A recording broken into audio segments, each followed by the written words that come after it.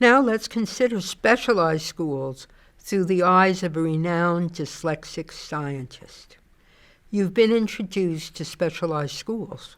The following is a very special and important additional perspective.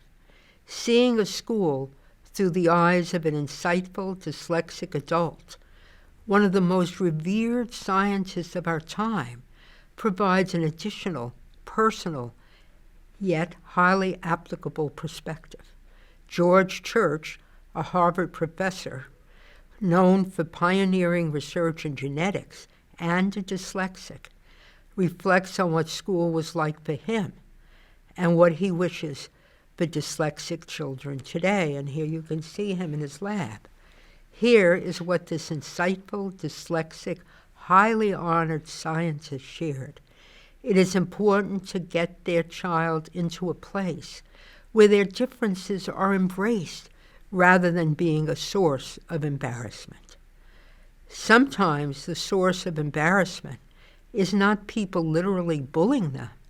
It is more people trying to be almost too nice, and the child can see that they are treating him differently. Kids are so sensitive to being different. Either they make fun of you, or they might try to be too nice to you. That makes it worse, and you almost can't win. There really is something special about a specialized school. Everyone there is special. Everyone there felt it was them, the school, against the rest of the world, while in most schools, it's you against everybody else at school. If you just had a school that embraces dyslexia as a feature rather than a bug, it would be great. I know it's tough on parents when you have a long commute, but I think it's even tougher on the child when he is in a special class within a school. You know, that's worse. I think having separate schools is better, because when you're in a class within a school, you're still with the other kids for the lunches and the phys ed and various other things, and you feel different. Yeah, I guess you don't want to be in that special class. You want to do everything you can to get into the regular classes. And the kids and their families usually do everything they can not to be classified. I mentioned to the distinguished scientist that if he minded being quoted, I would not do so directly. His response, I'm no longer embarrassed.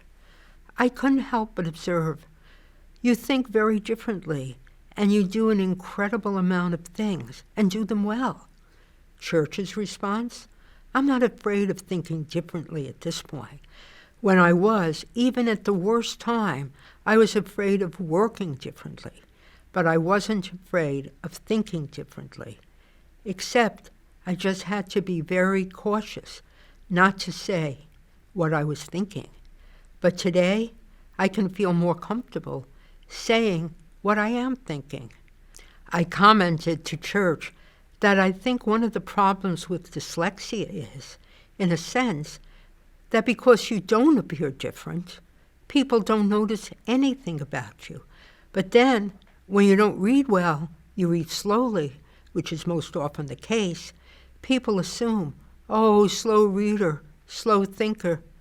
Here's Church's response, especially reading out loud. That's a real disaster. It's all the baggage that comes along with it. Kids at those ages are very, very sensitive. They have almost nothing else in their life other than determining who or what is different and who the cool kids are. That's what they do. That's their lesson. That's their job.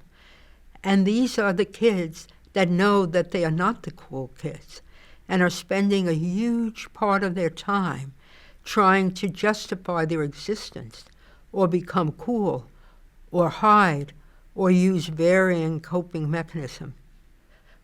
But it is not fun.